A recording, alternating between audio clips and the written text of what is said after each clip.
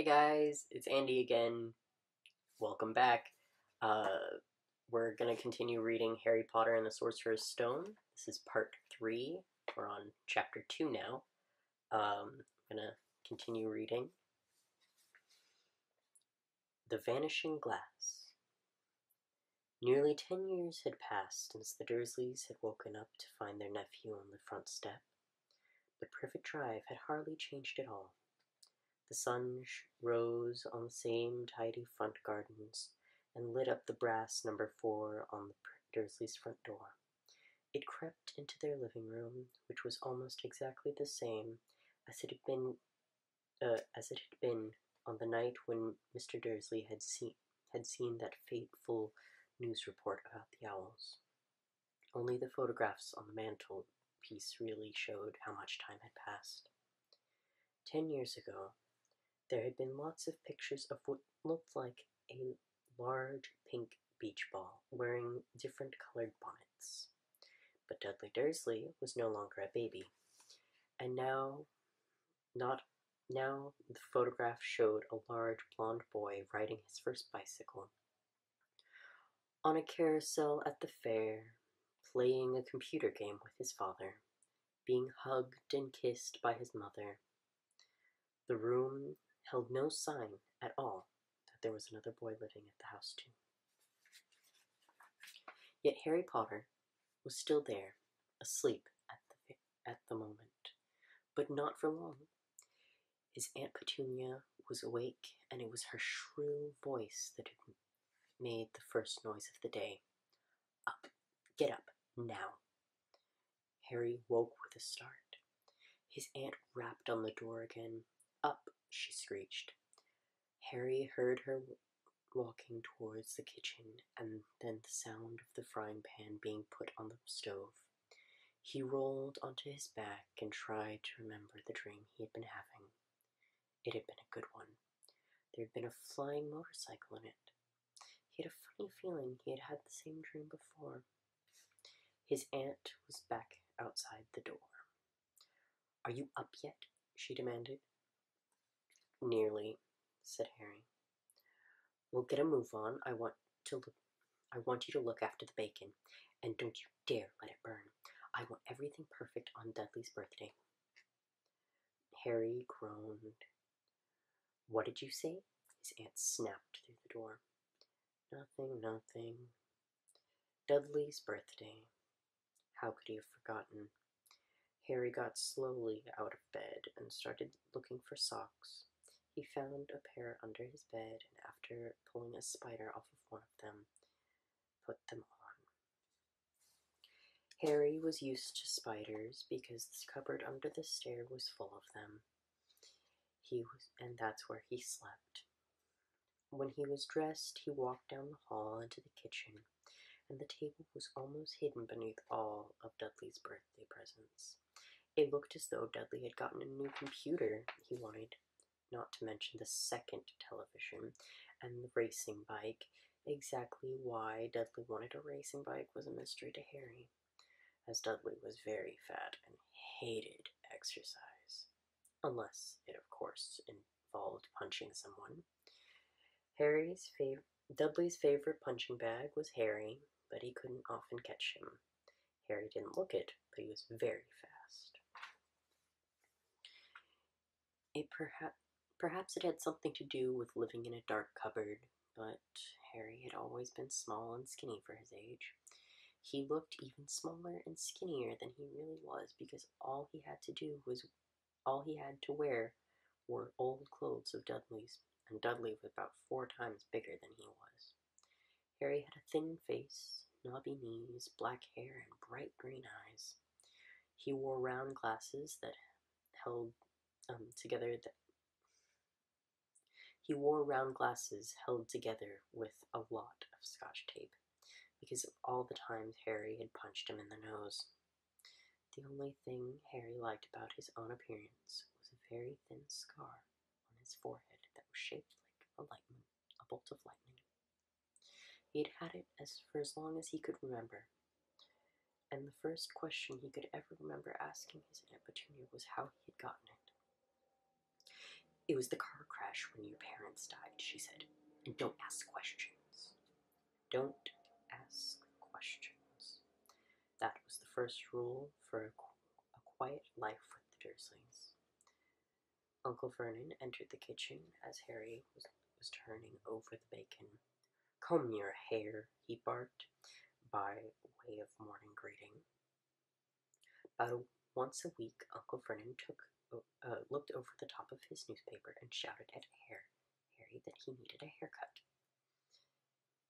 Harry must have had more haircuts than the rest of the boys in his class put together, but it made no difference. His hair simply grew that way, all over the place. Harry was frying eggs by the time Dudley arrived to the kitchen with his mother. Dudley looked a lot like Uncle Vernon. He had a large pink face, not much neck, small watery blue eyes, and thick blonde hair that lay smoothly on his thick, fat head. Aunt Petunia often said that Dudley looked like a baby angel. Harry often said that Dudley looked like a pig in a wig. Harry put out the plate of eggs and bacon on the table, which were difficult as there wasn't much room. Dudley, meanwhile, was counting his presents. His face fell. 36, he said, looking up at his mother and father. That's 2 less than last year. Darling, you haven't even counted Aunt March's presents. See, it's here under the big one for Mommy and Daddy. All right, 37 then, said Dudley, going red in the face. Harry, who could see a huge Dudley tantrum going on, began wolfing down his bacon as fast as possible in case Dudley turned the table over. Aunt Petunia obviously scented danger too, because she said quickly, "And we'll buy you another 2 presents while we're out today. How's that, Poppin? 2 presents. Is that all right? Is that all right?" Dudley thought for a moment. It looked like hard work. Finally, he said slowly, "So I'll have 39 sweetums," said Aunt Petunia. "Oh!" Dudley sat down heavily and grabbed the nearest parcel. "All right, then." Uncle Vernon chuckled.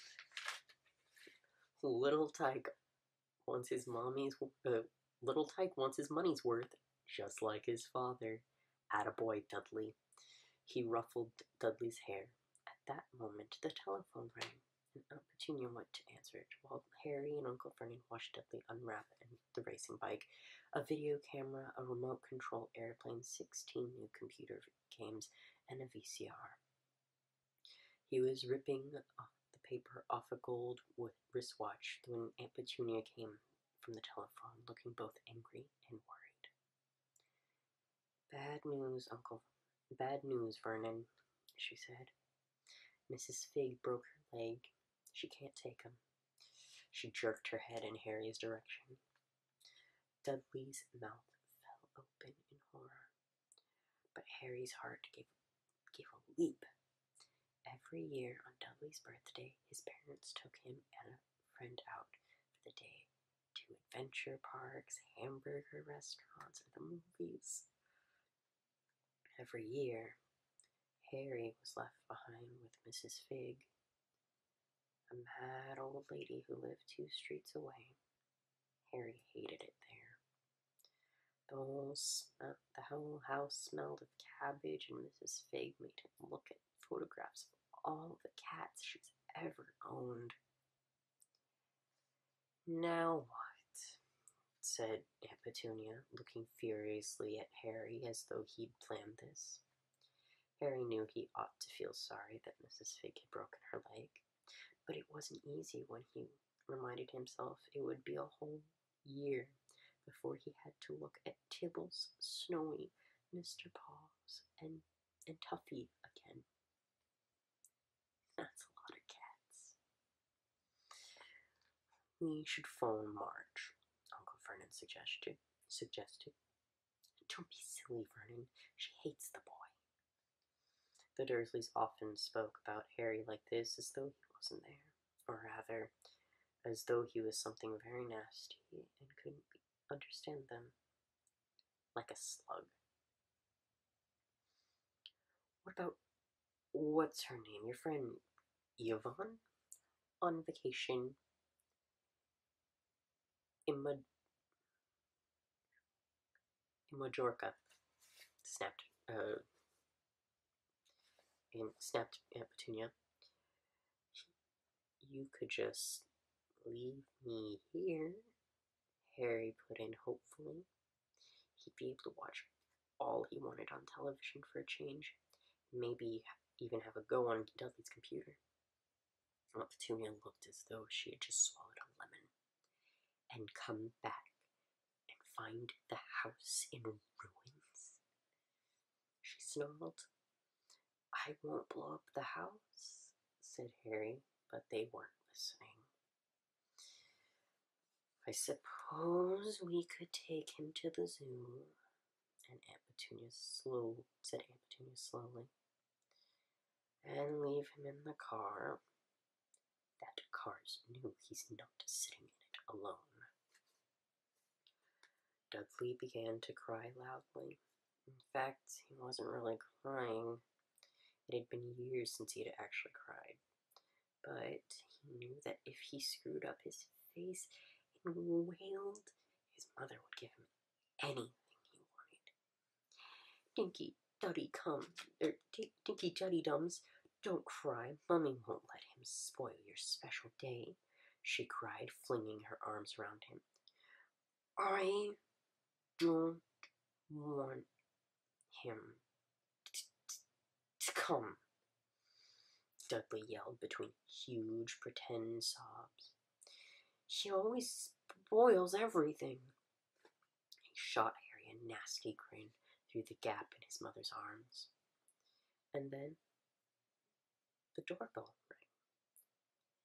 Oh, good Lord, they're here, said Aunt Petunia frantically. And a moment later, Dudley's best friend, Pierre Polkus, walked in with his mother.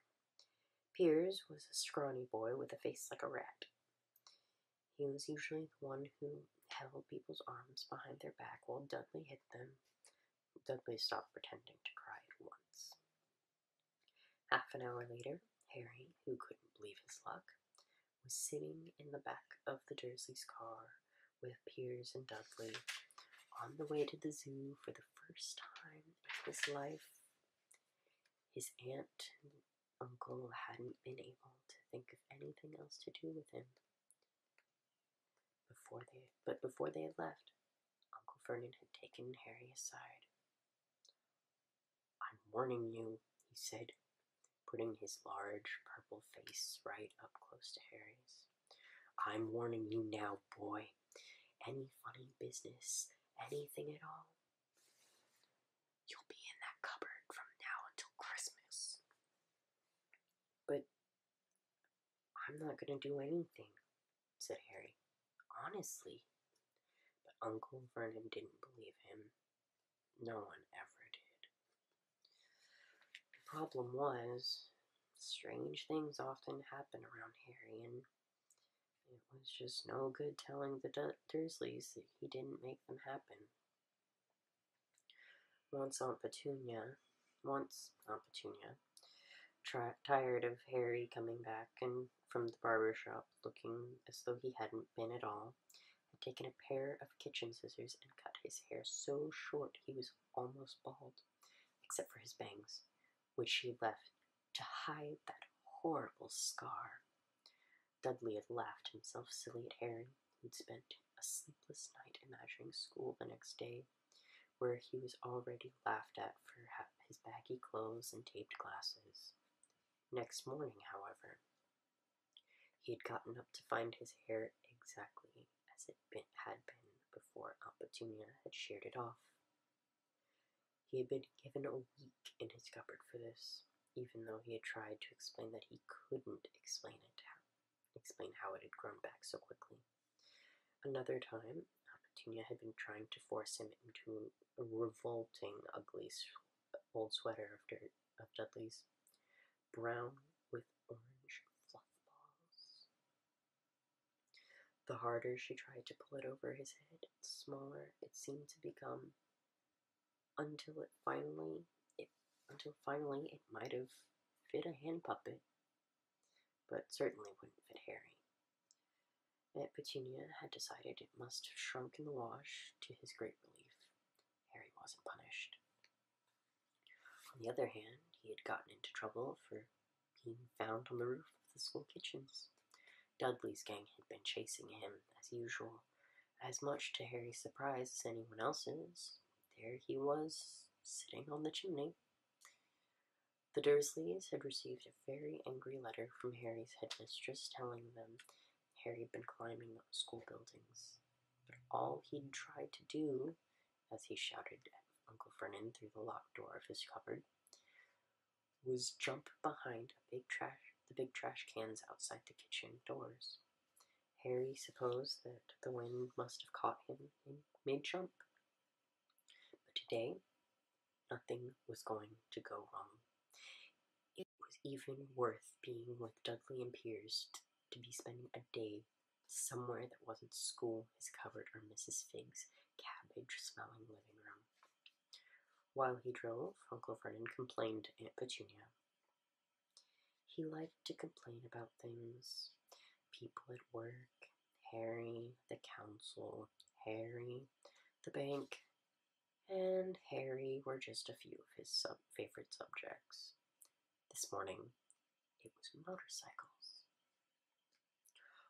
Roaring along like maniacs, the young hoodlums, he said as a motorcycle overtook them. I had a dream about a motorcycle, said Harry, remembering suddenly. It was flying. Uncle Vernon nearly crashed into the car in front. He turned right around in his seat and yelled at Harry, his face like a gigantic beet with a mustache. Motorcycles don't fly. Dudley and Piers snickered. I know they don't, said Harry. It was only a dream. But he wished he hadn't said anything. If there was one thing the Dursleys hated even more than him asking questions, it was his talking about anything acting in a way that it shouldn't, no matter if it was a dream or even a cartoon. They seemed to think he might get dangerous ideas. It was a very sunny Saturday, and the zoo was crowded with families.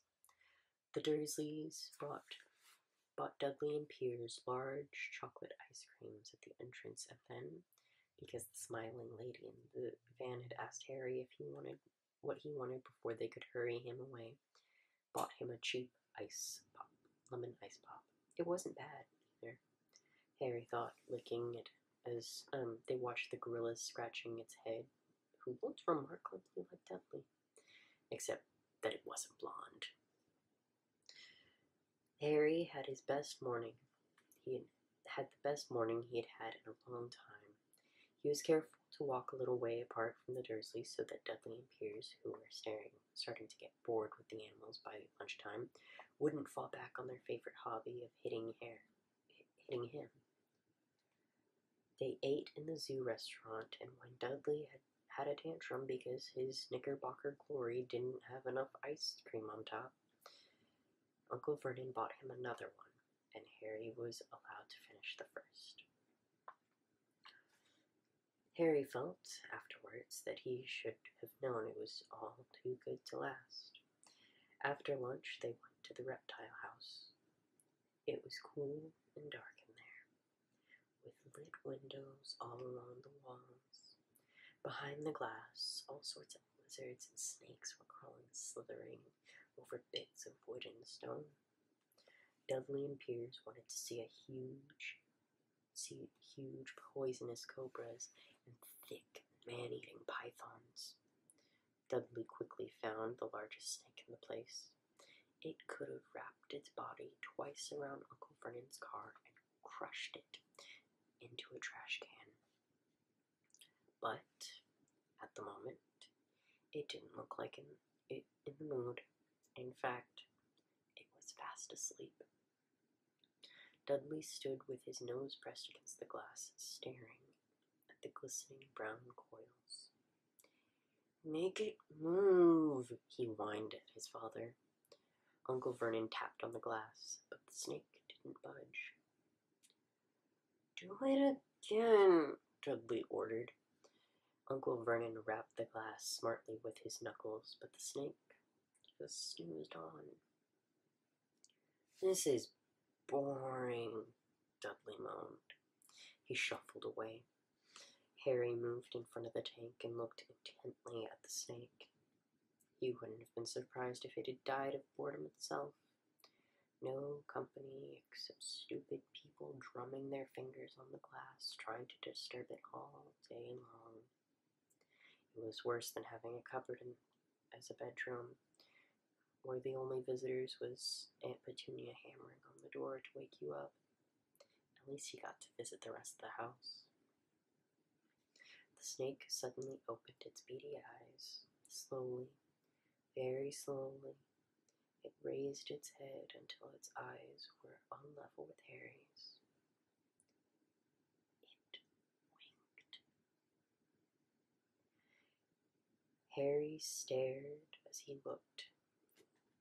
Then he looked quickly around if anyone was watching. They weren't. He looked back at the snake and winked too. The snake jerked its head towards Uncle Vernon and Dudley, then raised its eyes to the ceiling. It gave Harry a look that said quite plainly, "I get that all the time." "I know," Harry murmured through the glass, though he wasn't sure the snake could hear him. "It must be really annoying." The snake nodded vigorously. "Where did you come from, anyway?" Harry asked. The snake jabbed its tail at the little sign next to the glass. Harry peered at it. "Boa constrictor, Brazil." "Nice. Was it nice there?" The boa constrictor jabbed its tail on the sign again, and Harry read on.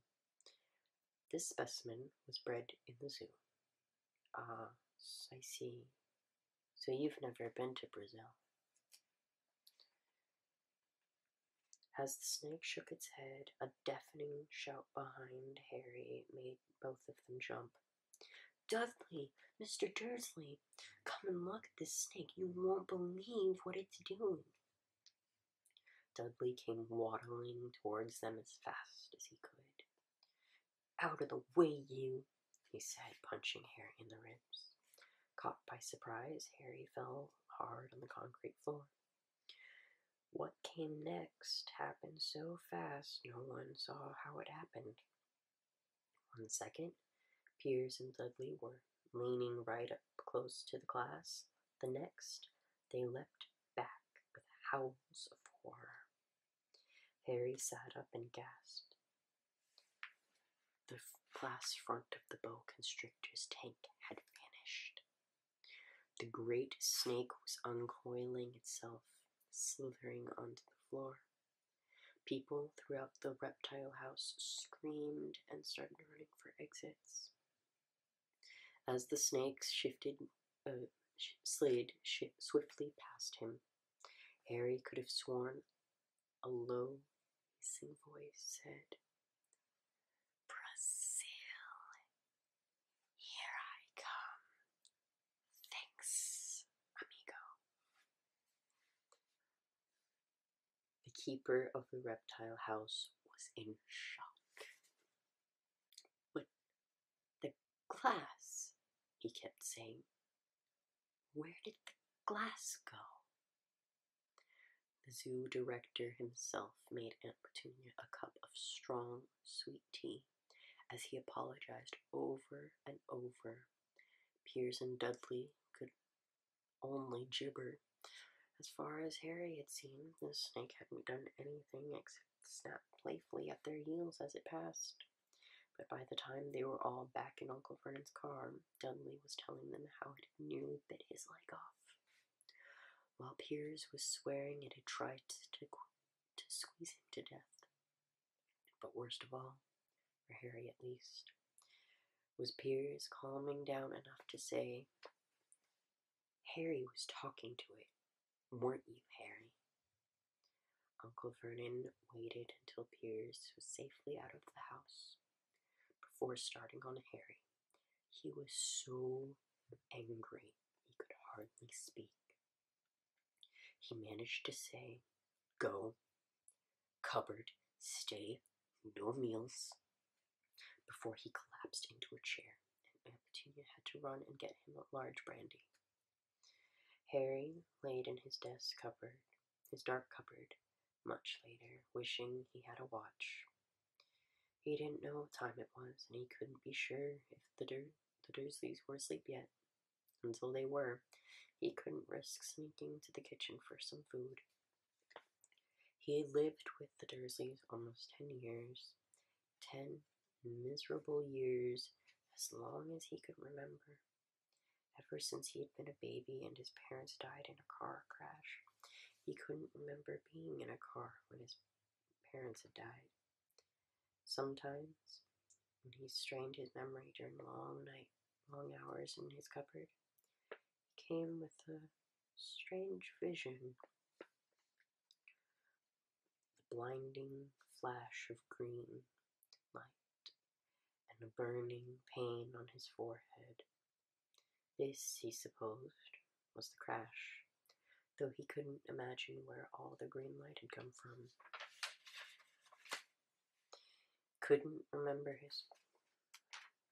He couldn't remember his parents at all.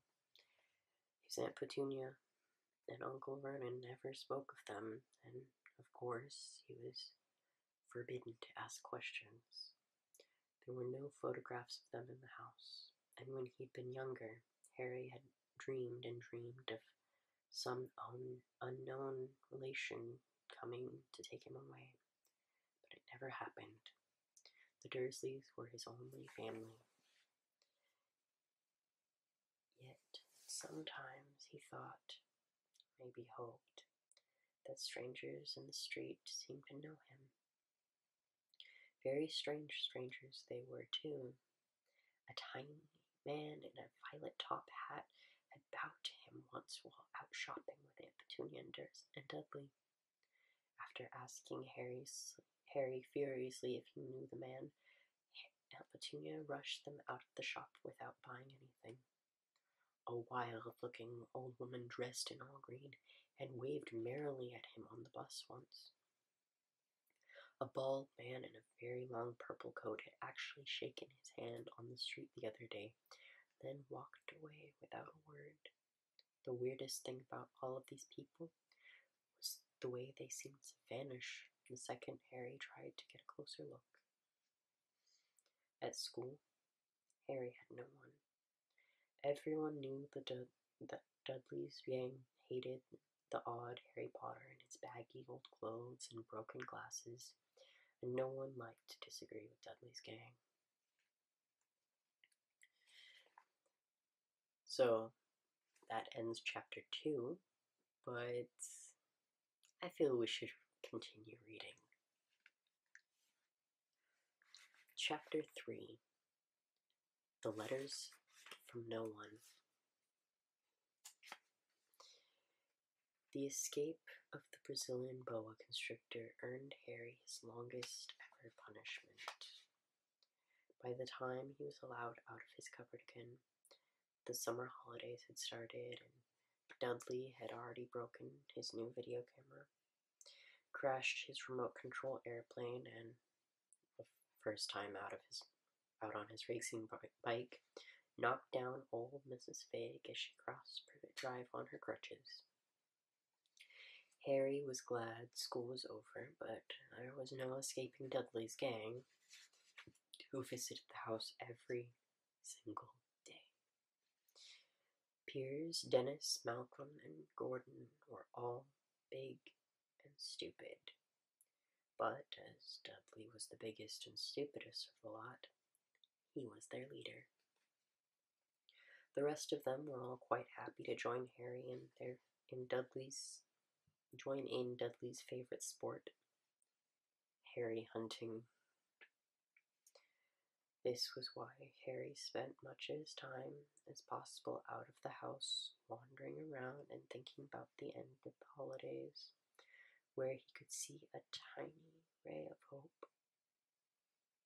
When September came, he would be off to secondary school, and for the first time in his life, he wouldn't be with Dudley. Dudley had been accepted to Uncle Vernon's old private school, Smeltings. Piers Polkiss was going there too. Harry, on the other hand, was going to Stonewall High, the local public school. Dudley thought this was very funny. The stuff they stuffed people's head down the toilet the first day at Stonewall, he told Harry. "Wanna come upstairs and practice?" "No, thanks," said Harry. "The poor toilet's never had anything as horrible as your head down it. It might be sick." And then he ran before Dudley could work out what he said. One day in July, Aunt Petunia took Dudley to London to buy his smelting uniform, leaving Harry at Mrs. Figg's. Mrs. Figg wasn't as bad as usual. It turned out she'd broken her leg tripping over one of her cats, and she didn't seem quite as fond of them as before. She let Harry watch the television and gave him a bit of chocolate cake that tasted as though she had had it for several years. That evening, Dudley paraded around the living room for the family in his brand new uniform. Smelting's boys wore maroon tailcoats, orange knickerbockers, and flat straw hats called boaters. They all carried knobbly sticks used for hitting each other while the teachers weren't looking. This was supposed to be good training for later in life. As he looked at Dudley in his new knickerbockers, Uncle Vernon said gruffly that it was the proudest moment in his life. Aunt Petunia burst into tears and said she couldn't believe her ickle Dudleykins. He looked so handsome and grown up. Harry didn't trust himself to speak. He thought 2 of his ribs might already have cracked from trying not to laugh. There was a horrible smell in the kitchen the next morning when Harry went in for breakfast. It seemed to be coming from a large metal tub in the sink. He went to have a closer look. The tub was full of what looked like dirty rags swimming in gray water. "What's this?" he asked Aunt Petunia. Her lips tightened as they always did if he dared to ask a question. "Your new school uniform," she said. Harry looked in the bowl again. "Oh," he said. "I didn't realize it had to be so wet." "Don't be stupid," snapped Aunt Petunia. "I'm dyeing some of Dudley's old things gray for you. It'll look just like everyone else's when I'm finished." Harry seriously doubted this, but thought it was best not to argue. He sat down at the table and tried not to think about how he was going to look on his first day at Stonewall High.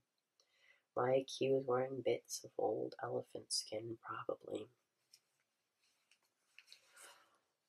Dudley and Uncle Vernon came in, both with wrinkled noses because of the smell of Harry's new uniform.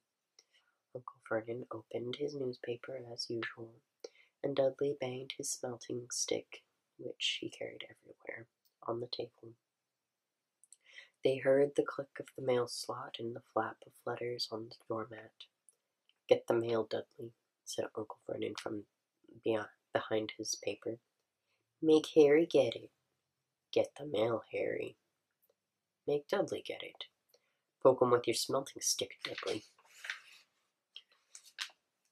Harry dodged the smelting stick and went to get the mail. 3 things lay on the doormat. A postcard from Uncle Vernon's sister Marge, who was vacationing in the Isle of Wight. A brown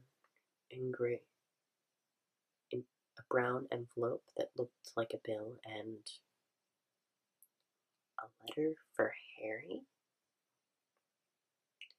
Harry picked it up and stared at it, his heart twanging like a giant elastic band. No one ever in his whole life had written to him. Who would? He had no friends, no other relatives. He didn't belong to the library, so he never got rude notes asking for books back. Yet, here it was, a letter, addressed to him so plainly there was no mistake. Mr. H. Potter, the cupboard under the stairs. Number 4 Privet Drive, Little Winging, Surrey. The envelope was thick and heavy, made of yellowish parchment. The address was written in emerald green ink. There was no stamp. Turning the envelope over, his hands trembled. Harry saw a purple wax seal bearing a coat of arms, a lion, an eagle, a badger, and a snake, surrounding a large letter H. "Hurry up, boy," shouted Uncle Vernon from the kitchen. "What are you doing? Checking the letters for bombs?" He chuckled at his own joke. He went back to the kitchen, still staring at his letter. He handed Uncle Vernon the bill and the postcard, sat down, and slowly began to open the yellow envelope. Uncle Vernon ripped open the bill, snorted in disgust, and flipped over the postcard. "Marge is ill," he informed Aunt Petunia. "Ate a funny whelk." "Dad," said Dudley suddenly. "Dad, Harry's got something." Harry was on the point of unfolding his letter, which was written on the same heavy parchment as the envelope, when it was jerked sharply out of his hand by Uncle Vernon. "That's mine," said Harry, trying to snatch it back. "Who'd be writing to you?" sneered Uncle Vernon, shaking the letter open with one hand and glancing at it. His face went from red to green, faster than a set of traffic lights. It didn't stop there. Within seconds, it was grayish-white of old porridge. "Petunia," he gasped. Dudley tried to grab the letter and read it, but Uncle Vernon held it high out of his reach. Aunt Petunia took it curiously and read the first line. For a moment it looked as though she might faint. She clutched her throat and made a croaking noise. "Vernon. Oh my goodness, Vernon." They stared at each other, seeming to have forgotten that Harry and Dudley were still in the room. Dudley wasn't used to being ignored. He gave his father a sharp tap on his head with the smelting stick. "I want to read the letter," he said loudly. "I want to read it," said Harry furiously, "as it's mine." "Get out, both of you," croaked Uncle Vernon, stuffing the letter back inside the envelope. Harry didn't move.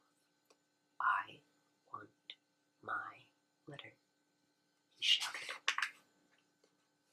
"Let me see it," demanded Dudley. "Out," roared Uncle Vernon, and he took both Harry and Dudley by the scruffs of their neck and threw them into the hall, slamming the kitchen door behind them. Harry and Dudley promptly had a furious but silent fight over who would listen at the keyhole. Dudley won. So Harry, his glasses dangling from one ear, lay flat on his stomach to listen at the crack between the door and the floor. "Vernon," Aunt Petunia said in a quivering voice, "look at the address. How could they possibly know where he sleeps?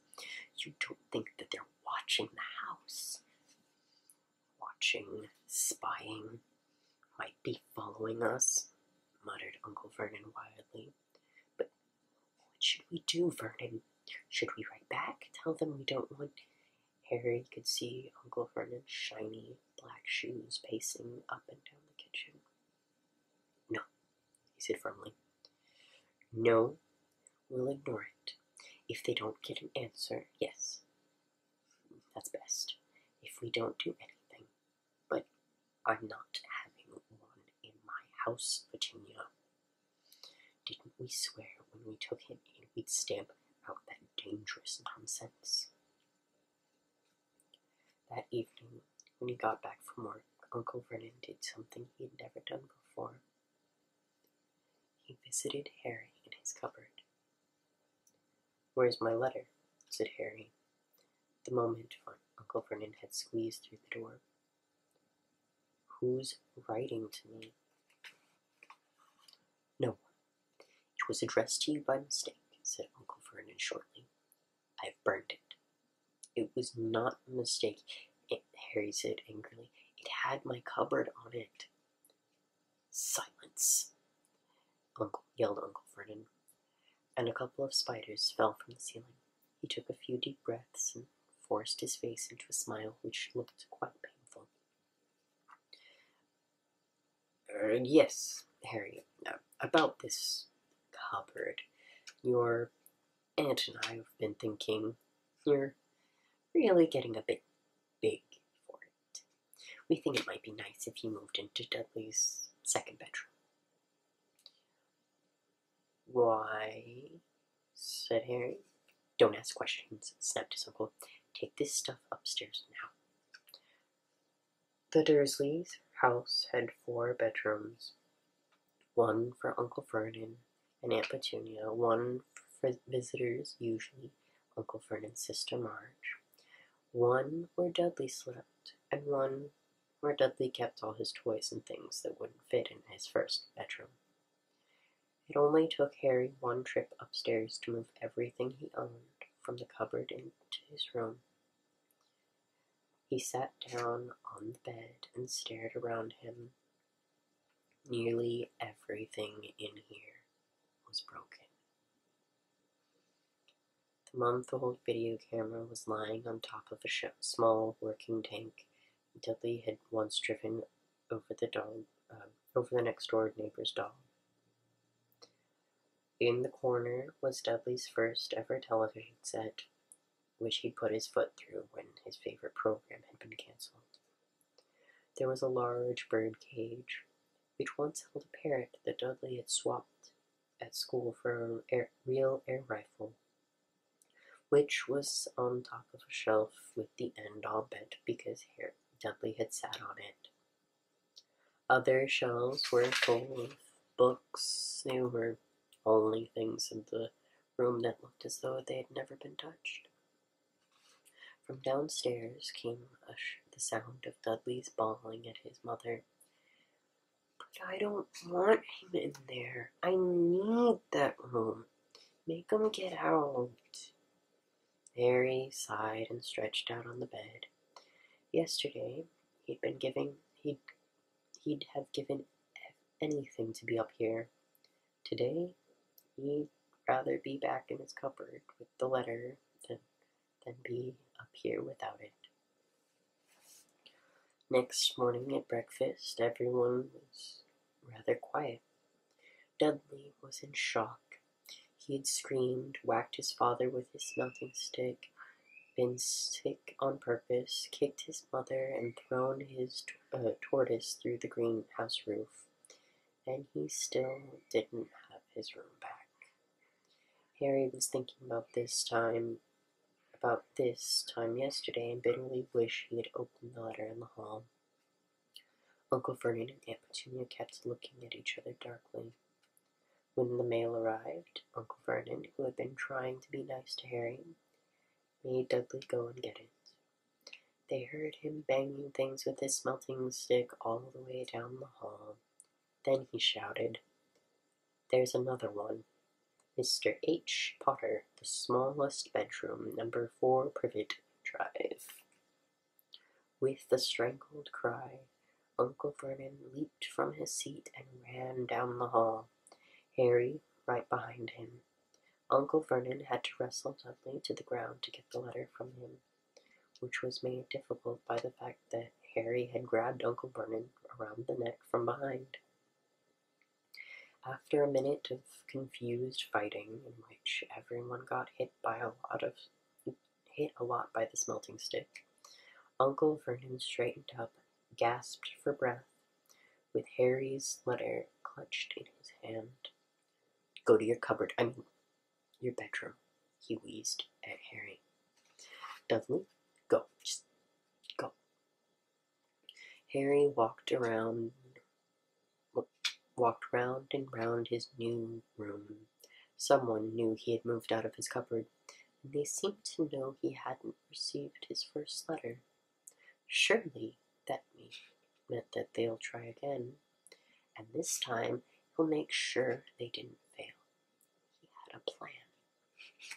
The repaired alarm clock rang at 6 o'clock the next morning. Harry turned it off quickly and dressed silently. He mustn't wake the Dursleys. He stole downstairs without turning on any of the lights. He was going to wait for the postman on the corner of Privet Drive and get the letters for number 4 first. His heart hammered as he crept across the dark hall towards the front door. Harry leapt into the air. He had trodden on something big and squashy on the doormat. Something alive. Lights clicked on upstairs, and to his horror he realized the big squashy something had been his uncle's face. Uncle Vernon had been lying on the foot of the front door in a sleeping bag, clearly making sure Harry didn't do exactly what he'd been trying to do. He shouted at Harry for half an hour, then told him to go and make a cup of tea.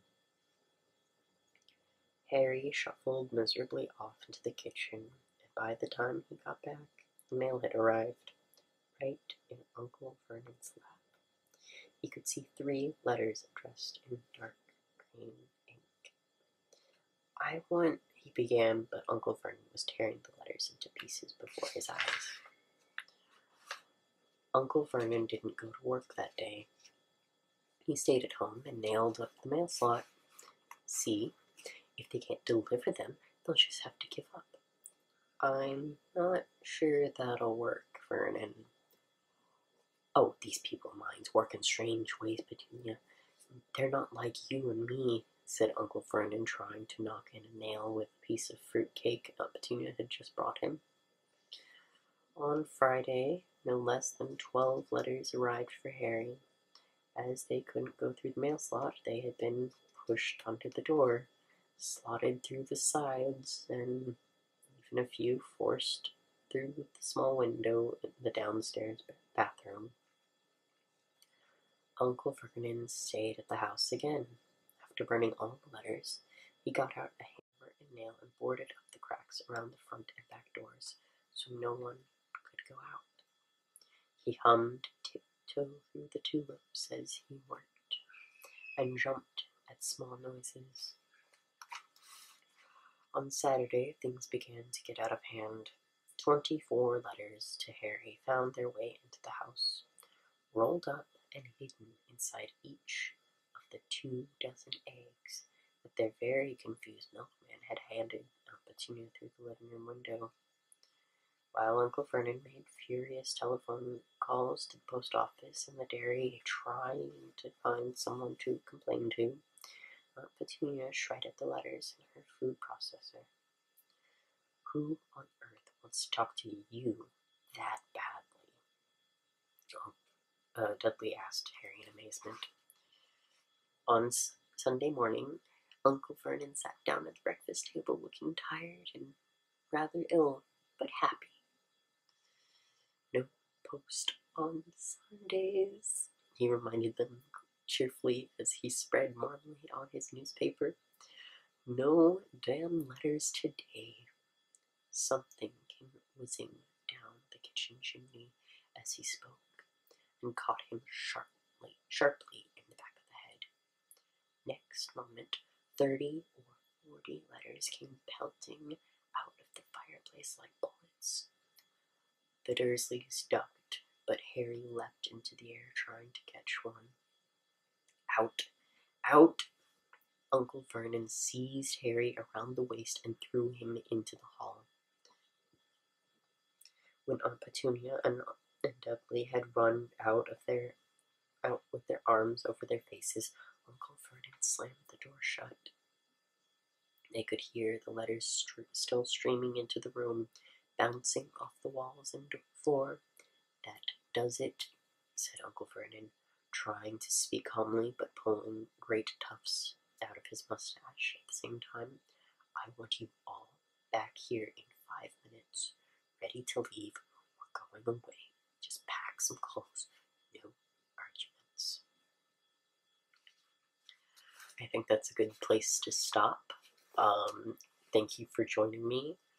The announcements I have, since this is almost been an hour-long video,